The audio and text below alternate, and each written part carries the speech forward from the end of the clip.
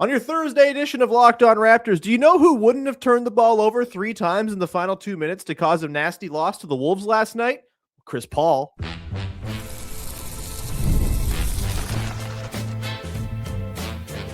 You are Locked On Raptors, your daily Toronto Raptors podcast, part of the Locked On Podcast Network, your team every day. Hey,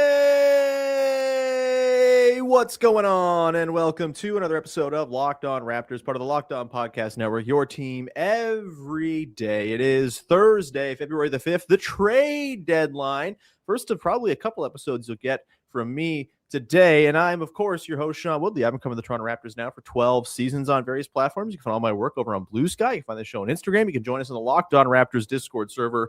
Link in the description of the podcast. 100% free to join. And look, if you're trying to not do work today while you're at your day job, come hang out in the Discord. It's a great place to procrastinate the day away and talk about Trayce Jackson-Davis, which we will also talk about a little bit later on today's show. We're off and running here, yes, on your Thursday morning of the trade deadline edition of the podcast. We'll talk about a 128-126 loss to the Minnesota Timberwolves that for a minute, for 36 minutes even, looked like it might go down as the single best performance the Raptors have put in all season long, but then it didn't go so well in the final frame. We will get into that. We will talk about Chris Paul, Toronto Raptors legend. He came and he went. He will never see the floor for the Toronto Raptors, and it makes me sad, and I think it makes today's guest very sad as well. We got the good, the bad, the but let's bring in today's guest, someone who I know loves the trade deadline.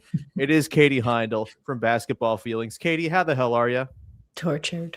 Very tortured in this time. You're not loving the consternation over the Toronto Raptors not getting someone better than Trayce Jackson-Davis with their depth pickup that was always going to be a small, probably marginal move?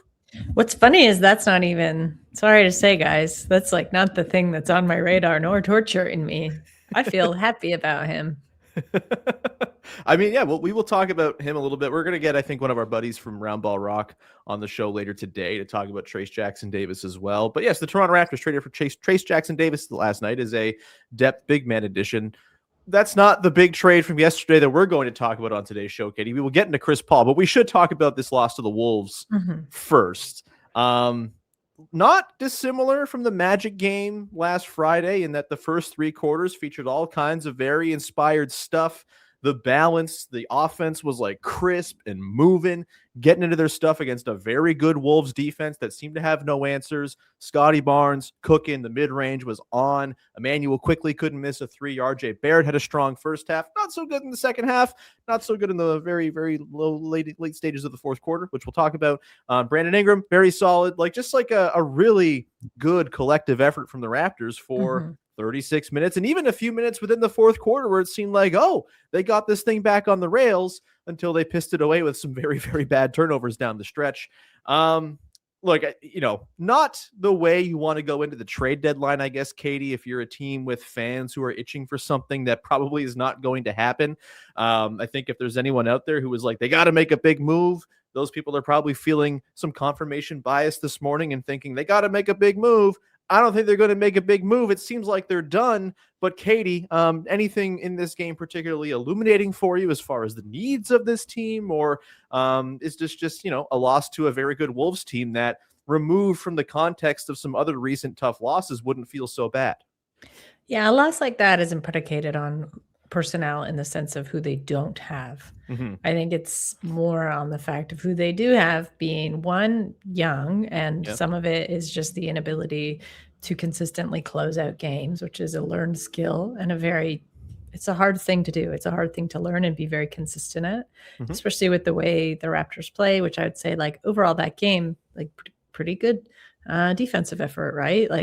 That's going to tire you out a little bit. So there has to, and offensively as well, I think there's something to be said for putting aside the finesse perhaps of the first 3 quarters and realizing when, you either need a little bit more force or you just need to play some kind of almost like a lunch pail sort of style basketball to just get the game finished.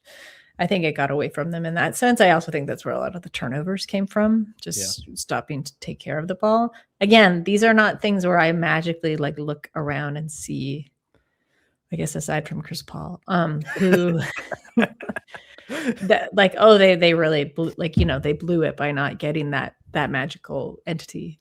Sure. Yeah. I think these are things that the team has to they have to get better at to continue to get better as a team and to win. You have to nail all those things before you can even think about playoff basketball, honestly. So it was definitely a loss that like it took the wind out of your sails a little bit to watch it. But I don't think it should sting that much. I mean, I know it's like, you called it a collapse, and like it wasn't really. Like there was a stretch of just like sloppiness. But we've seen worse collapses in the past.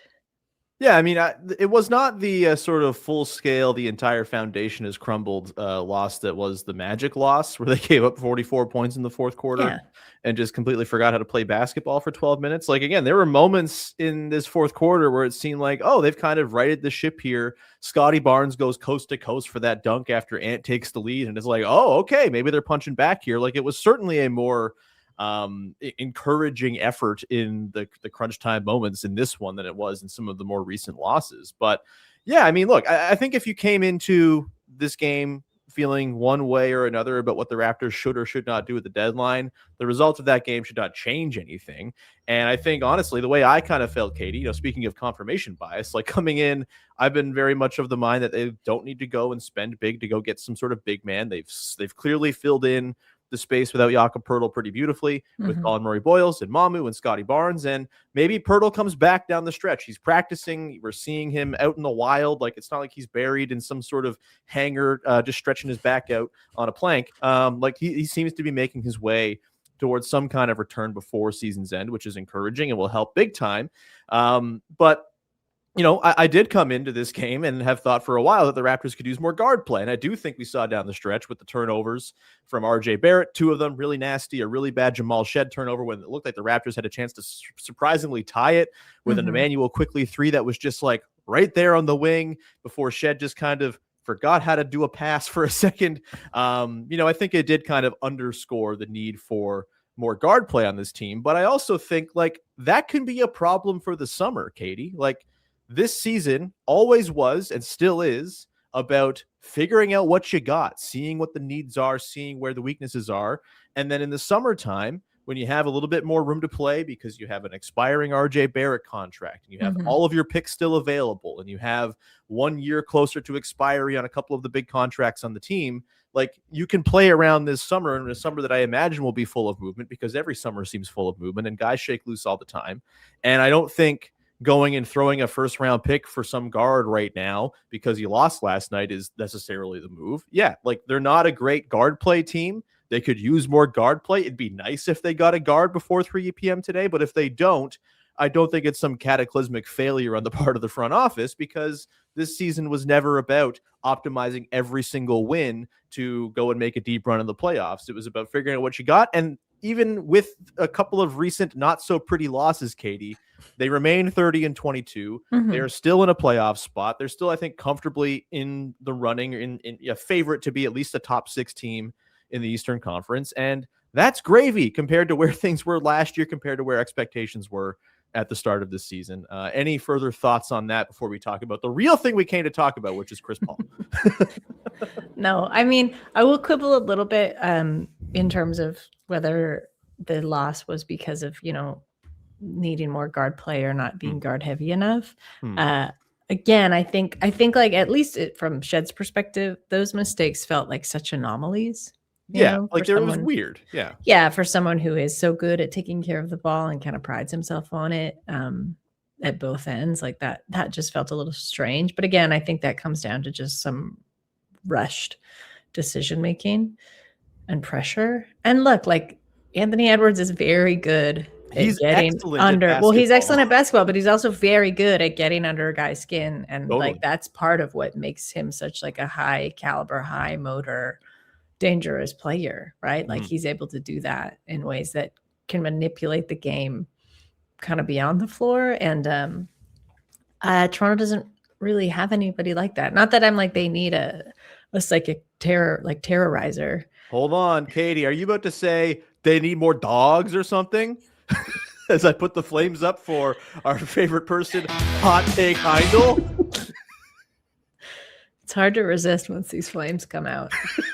No, I actually don't think. Sorry. Flames out. Yeah, I wish I flame had out. water features Yeah, to throw onto them. like a sizzle, like a sound. No, because I don't think anyone. I mean, Shed's got that at Shades, right? But Sure. they're too nice. It's a team of nice guys. Anthony Edwards is like a special kind of Yes. sociopath in a way that works quite well on a basketball floor, no doubt. Yeah, like ultimately the Wolves are very good, and losing to them in a 2-point game is not something to be necessarily ashamed of. The way it happened, not ideal, of course, with the fourth quarter going the way it went after 3 such encouraging, promising quarters. But it's the Raptors are not an inner circle contender. We knew this, and nothing they were going to do or could do at the deadline is going to change that.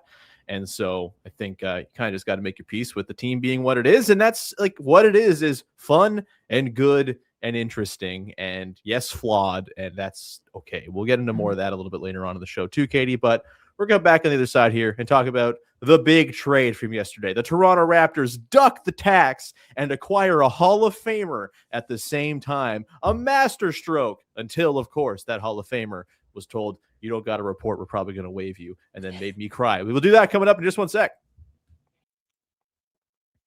Today's show is brought to you by Indeed. Hiring isn't just about finding someone who's willing to take your job. It's about finding the right person with the right background who can actually help your business move forward. And if you want candidates who match what you're looking for, Indeed sponsors jobs. Sponsored jobs is the move, because instead of hoping the right person stumbles across your post, Indeed helps you match with quality candidates by boosting your job listing to the people who fit your specific criteria, like skills, certifications, and location. I used to be a hiring manager, and look, it's always hard to find the right person. It's a very big pressure-filled thing, and you're trying to make sure that the right hire has been made, and Indeed sponsored job is there to help you do that. And it saves time because you don't spend energy sorting through a bunch of non-fitting candidates. You just get right to the ones who fit the job that you are looking to fill perfectly. And here is a stat that'll say it all. In the minute I've been talking to you, companies like yours have made 27 hires on Indeed, according to Indeed data worldwide. So if you're hiring, spend less time searching and more time interviewing candidates who check all the boxes with Indeed sponsored jobs. Listeners of this show will get a $75 sponsored job credit to help your job get the premium status it deserves at Indeed.com/podcast. That's Indeed.com/podcast. Terms and conditions apply. Hiring, do it the right way with Indeed. Today's show is also brought to you by our friends over at TurboTax, and I've talked about it before. I hate doing my taxes. It's terrible. I'm an independent contractor. My taxes are a damn mess every year, and TurboTax has made it so that is not my problem anymore. Tax season does not have to take over your life. This year, TurboTax is making it easier than ever to just hand things off and move on with your day. With TurboTax full service, you can have your taxes done for you by a trusted local expert, start to finish, without the stress or the guesswork. Instead of spending hours trying to figure out forms, you can be with a local TurboTax expert in person or connect online. They handle everything from W-2s to self-employment forms and work to get you every single deduction, which I am not particularly good or deft at. For a limited time, you can have your taxes done by a local TurboTax expert for just $150 all in. If a TurboTax expert didn't file for you last year, just file by February the 28th, and they will take it for you. Take taxes off your plate and get back to your life. Visit TurboTax.com/local to book your appointment today. Back at it here with Katie Heindl. Just a quick reminder before we dive on into the Chris Paul reunion, I guess marriage, not reunion. This is the first time they've interacted with one another, but the Chris Paul Raptors tenure that wasn't. A reminder, the Locked On Raptors Everydayer Club is something you can sign up for right now. Link in the description of the podcast. Sign on up. And right now, with it being trade deadline season and all, you can use the code DEADLINE at checkout and get a month free. It's $5 a month, $50 for the year to support the show, get ad-free episodes of every single podcast, and also get access to our Locked On Network-wide Discord, which is popping off with Olympic talk now, baby. We're going to talk about biathlon, so come hang out in the Locked On Discord, get the Everydayer Club ad-free access, and use the code DEADLINE at the link in the description on the landing page to get a month free. Go do it. Okay, Katie, Chris Paul, for a hot second, seemed like he just might be on the Toronto Raptors to round out his illustrious career. And yet, it was never meant to be. When the trade happened, I knew deep down this is some salary chicanery. This is not going to result in Chris Paul playing games for the Toronto Raptors. And look, Chris Paul wasn't particularly effective this season and also got himself run out of the Clippers by who knows what. The Clippers forgetting who Chris Paul is seemingly is exactly what happened. But Katie, you and I were both texting about this. Quite sad that we do not get to see at least a couple of months of Chris Paul wearing Toronto Raptors red to close out his career. It's a shame because, again, maybe he wouldn't help, but also getting to see Chris Paul play for your basketball team, always for it. Like I'm always like, hey, Hakeem Olajuwon played for the Raptors. That's awesome. If you can get a random weird legend dalliance with your franchise, you do it. And yet Chris Paul seemingly not going to report, probably going to be waived if he hasn't already been waived by the time you hear this. Katie, talk about it. You're sad. Yeah, it's too bad. I have like a real twisted place in my heart for Chris Paul. I also think, I mean, this is probably what everybody falls for when they get into the Chris Paul situation, but it's like, not that they would have softened him, but there is so much for him to organize that I felt like he would be very busy, and you would also have the bit of the honeymoon period. So things probably wouldn't turn, I don't know, whatever they turn into. The Raptors are also not the Clippers, thankfully. So I think organizationally it would have been a much better fit. They decidedly do not employ James Harden, which seems like those. I mean, even more like the front office and like the higher up stuff, like old Larry Frank, everyone's favorite fake glasses and mustache wearing man. Yeah, I think there's just like more direct conversation happening within the Raptors organization, which is what was lacking in the Clippers, in Paul's Clippers tenure. Yeah. It sucked. You really want to toy with the idea that maybe he would do it and be out there like barking at Scotty and barking at, I mean, him and Shed, like that. Even that. Perfect. Yeah. To be perfect tutelage. To not have that budding relationship. Man. Shed could have actually, now I am talking myself into it. I feel like the edge we were talking about earlier, which I think he does already have, really could have been sharpened against somebody like Paul. So you're right. Like as soon as I saw it too, I was like, this is just this is an on paper transaction. Yeah, this is the part. Yeah. Like I hate the entire deadline, but that's the part I hate the most. Actually, no, I hate the part the most of people basically being like disappeared in the middle of the night to have to go to another city and like uproot their entire lives. But the second part I hate the most is stuff like that, and then like when people are traded for cash considerations, because this is incredibly gross. Yeah. Yes. And this is just like one step above that, essentially. 100%.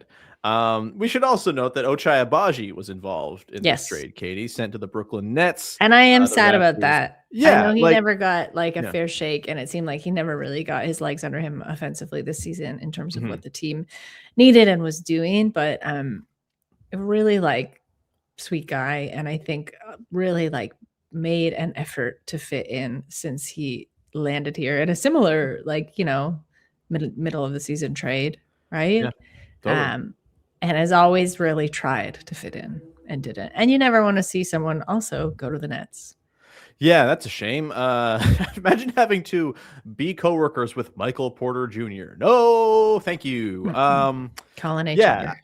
With Ochai, it is, you know, it sucks the way it went for him this season. It was there for him to kind of play himself into the future plans if he kind of recaptured the magic of last season. And I don't think we should like dismiss what he did last season just kind of away because it was on a team that won 30 games and nothing mattered. Like he was genuinely one of the sort of like foundational, reliable players on a team that didn't have a whole lot of those last season. And he made genuine, real strides developmentally as a player as well. And it sucks that it didn't carry over to this season. It sucks that that sort of wasn't like a linear trajectory for him. But like the year you got out of him was a very nice season from a guy who was extremely likable, super kind. Also, the team is far less handsome now, which is a big problem. And Less also, like, amazing arms too. the best arms in the Best NBA are just gone. It I know. is, yeah, it's a grim scene. It's surprising the Raptors did not get draft capital back in exchange for that factor alone. But the other thing to here too is like Ochai Agbaji had a baby like a month ago. Like that's a big thing to sort of grapple with. And look, this was the most predictable trade probably on the board. We all knew this was probably going to happen as a result of trying to duck the tax and all that stuff. But it's sad to see it would go the way it did. And congrats to everyone for ducking the tax. Woo-hoo-hoo. Everyone's very, very happy to not be paying $2 million or whatever would have been in luxury tax bills for being a $900,000 over it. There are strategic reasons to get under. I get it, blah, blah, blah. But shout out Ochai Agbaji, a guy who will probably be forgotten in sort of the grand scheme of Raptors history because he was on some not very good teams, but a cool guy, a nice guy who had himself a really nice season last year that should not be forgotten because, all of these guys matter in some way. Katie, we'll come back on the side here and we're going to get into the good, the bad, and the from the game that was last night, and also just sort of like the broad current state of the deadline and everything going on. We will get to that coming up in just 1 second. Today's show is brought to you by FanDuel, and it's the last call for football on FanDuel. One final Sunday, one last kickoff, the final chance to get in on the action for the NFL season officially comes to a close. This is Super Bowl 60, and FanDuel is making sure you're right in the middle of it with a special offer just in time for the biggest game of the year. Whether you're backing the favorite, riding with the underdog, or building one last same-game parlay, maybe you're doing the happiness hedge if you're a fan of either the Patriots or the Seahawks and betting against either of those teams in case your favorite team loses, you get some money out of the deal. That's fun too. It's all there for you to go and play around with on FanDuel ahead of the big game. You can even bet on the Gatorade colors: blue, lemon lime, strawberry fierce. It could all be there. So you can go and do all that fun little prop bet stuff that everyone likes to do around the Super Bowl over at FanDuel, in addition to betting on the things actually happening on the field. If you're a new customer, you can bet just $5 and get $200 in bonus bets if you win. Make it count, because after the Super Bowl, season's over, baby. Last call for football on FanDuel, an official sportsbook partner of Super Bowl 60. Visit FanDuel.com to get started. Wrapping things up here with the good, the bad, and the This is the way we wrap up every single episode of this here podcast, the heels of a Toronto Raptors basketball game.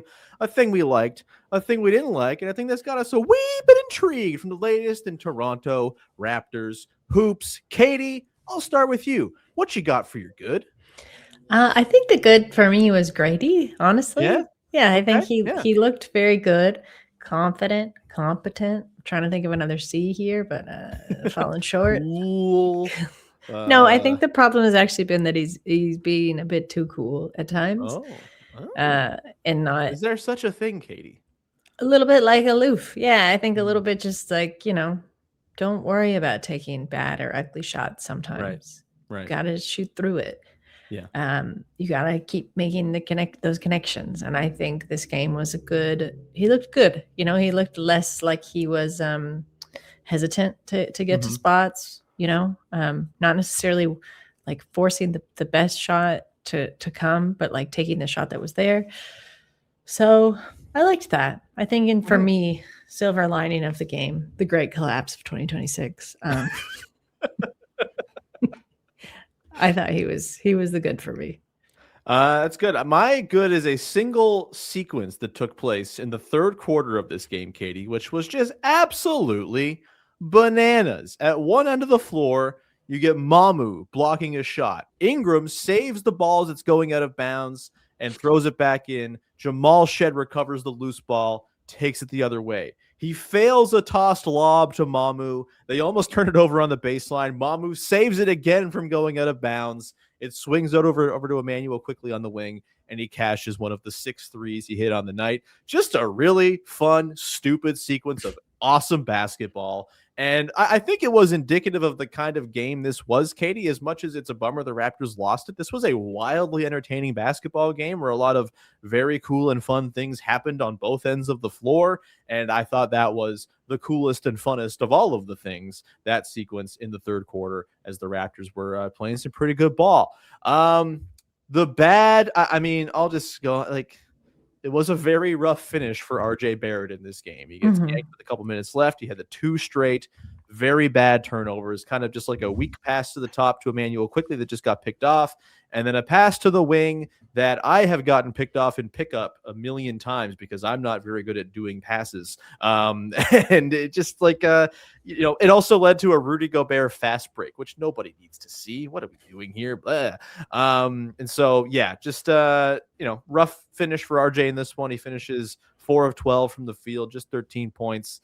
Wasn't his best effort. And look, I don't think he's getting traded today. I would be pretty shocked if that happens. I think the Raptors are done after the Trayce Jackson-Davis thing, but it would be a damn shame if that were the last game RJ Barrett plays for the Toronto Raptors. Mercifully, I do not think it will be, because I don't think they're going to get Domantas Sabonis. Praise be. Katie, what's your bad? The turnovers, I think. Yeah. And the human turnover of Mike Conley not being the Minnesota Timberwolves. Yeah. For reasons I shan't go into. But that stretch of turnovers, again, like I know I said it was an anomaly, and I think inherent in that is the fact that I don't expect those things to happen again. But a part of me is a little bit like, I thought we were past this. Yeah. I thought we'd kind of the team had sort of staked their identity on being pretty deft about that stuff, pretty tidy. I think cleaning that stuff up. To me, that's just like, it's an easy way to lose a game, which is exactly what happened. I would like to go back to seeing that in the rear view for this team. Yeah, I mean, look, this team has actually performed quite well in clutch situations this year, largely on the strength of their defense. And it was, I think, especially frustrating to see that sort of offensive stagnancy and those issues pop up after playing 36 to 42 minutes of just really excellent offensive basketball. To see that kind of creep in at the single least opportune moment when it was right there for them. Like, they were in the lead when the first RJ Barrett turnover happens. Like, they had a chance to tie it again on the shed turnover. Like, it is what it is, and you live and you learn, and et cetera, and all of the lessony things that we like to take from these things, all the after school special stuff. But it was rough stuff. I think it was a game that, had they pulled it out, we would have been looking at as one of their, if not their best win of the season. And it's a shame they couldn't get it over the finish line, but that's the way she goes. What's your Katie? Oh, I don't know if I thought of one. I have a kind of like big one, if we want to just kind of wax on that a little bit. It's trade deadline related. It does seem as though the Toronto Raptors are done, I think, right? Like, they've made the Trayce Jackson-Davis thing. As Fred Katz reported yesterday, it seems as though all the action happened in the last couple of days because teams got spooked by the Mark Williams physical thing last year. And so, kind of an overcorrection for that of, well, we got to make sure we got all these physicals in before the deadline or whatever. And so, like, it might be that it's a pretty quiet day, all told. There's been a lot of movement over the last couple of days. Anthony Davis plays for a new team. What? Okay. Yeah, that I have to. Can my just be the Washington Wizards? Sure. But like, I was cracking some jokes about this online. But the more I found out about that trade, the less the needle still moved for me. Yeah. Like, I saw Anthony Davis, and then I totally forgot that Trae Young was on that team already, and then I saw that D'Lo's there too. I was like, this is not impactful.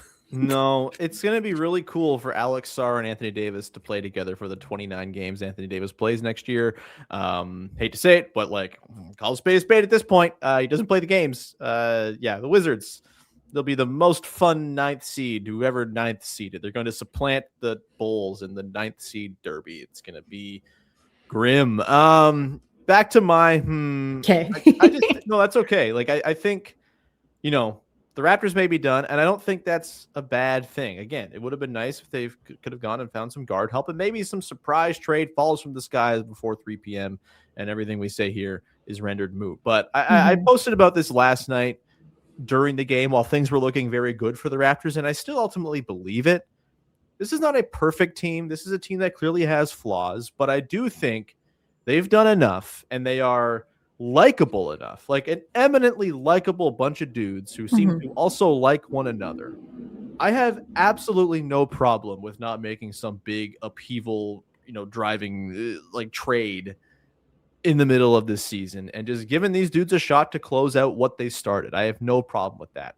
Maybe it doesn't go super well. Maybe they close this season like the 2014-15 Toronto Raptors did, and it was a bad crawl to the finish and then getting swept by the Washington Wizards and everyone feels bad about it. But there's still positivity to be found in that for a team that spent the last couple of years lost in the wilderness and has very much overshot expectations so far this year. I also just think we need to stop like equating doing trades lots with being good at being a GM.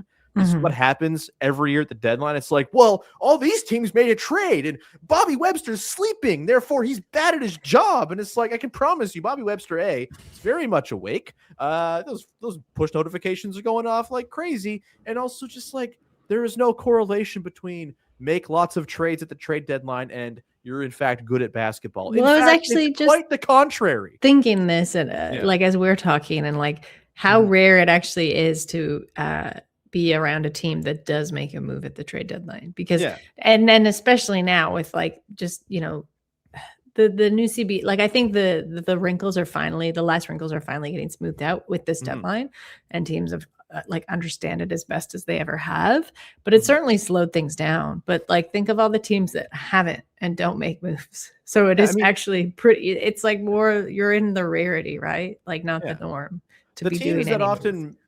Make the big moves at the deadline are last year's Toronto Raptors on pace for 30 wins, or this year's Utah Jazz and Washington Wizards kind of setting up the decks for their summer and a return to relevance next season.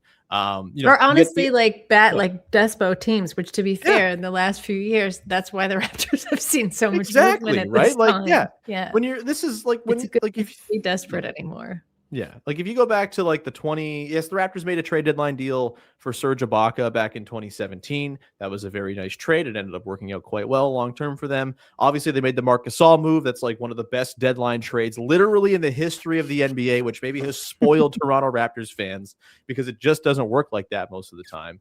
But like most of the time, you make deadline deals when you are like kind of spinning your wheels. In fact, that Surge trade was as a result of a January in which the team won like 4 games and was really looking rough. And so they had to do something to kind of get things back and aligned. And it ultimately kind of worked for them. They lost the playoffs, but who cares? It was a good team. They won a playoff round, etc. Like you think of the 2017-18 Raptors, they didn't do anything at the deadline. They rolled through. You think of the 2015-16 Raptors, their deadline move was getting Jason Thompson as a buyout guy. Like you don't have to be a team making big splashy moves at the deadline in order to be successful or to be considered a good front office. And the Raptors had their big one last year. It worked out quite well, put them in the position where they are not under this sort of urgency or immediacy of we got to do something now to change the vibes here. The vibes are good. Everything's fine. Because like the other end, 22. It's a terrible vibe in a Despo move. Like, should I remind everyone, out of what the Raptors have, the Warriors got Kristaps Porzingis, which is dang. Good luck. Yeah, that dynasty be over. Shouldn't punch people in the face. You shouldn't. Things really go downhill after that. Who'd have thought? Yeah, and then trade the guy who got punched in the face for having the audacity to get punched in the face. Not that Jordan Poole's doing much of anything these days either. But yeah, Jonathan Kuminga getting traded for Kristaps Porzingis is one of the single most grim trades I can recall in quite some time. And what even are the Hawks, by the way? Yeah, poor Buddy Hield along for the ride. Yeah. Oof, curse stuff. Katie, we're gonna leave it there. Anything you want to promote for the good people out there? I'm on NBA TV on Saturday. Hell yeah. That's it. I'm not promoting the Super Bowl. I've had enough of American spectacle for my lifetime. I'll tell you that much. They could stand to cool it. Yeah. Anyway. You don't need to watch the New England Patriots play in the Super Bowl. I think is it's just not necessary. You can make the active, healthy life decision not to do it. I've done it for like 7 years and it's awesome. Anyway, we're going to leave it there. Thank you so much. We will talk to you again later today. We'll probably dig a little more into Trayce Jackson-Davis, talk about the deadline as a whole after 3 p.m. and just kind of put a bow on things. And then we'll be back again tomorrow to talk about Raptors Bulls. So yeah, lots of stuff to look forward to. Thank you. As always, we will talk to you again very soon. Follow, subscribe, rate, review, tell a friend, join the Discord, join the Everydayer Club. Link in the description for both of those things. And use the code DEADLINE for the Everydayer Club to get a month free. It's $5 a month, $50 for the year, with a month free with the code DEADLINE. Thanks in advance. We'll talk to you soon. Bye-bye. Woo-hoo!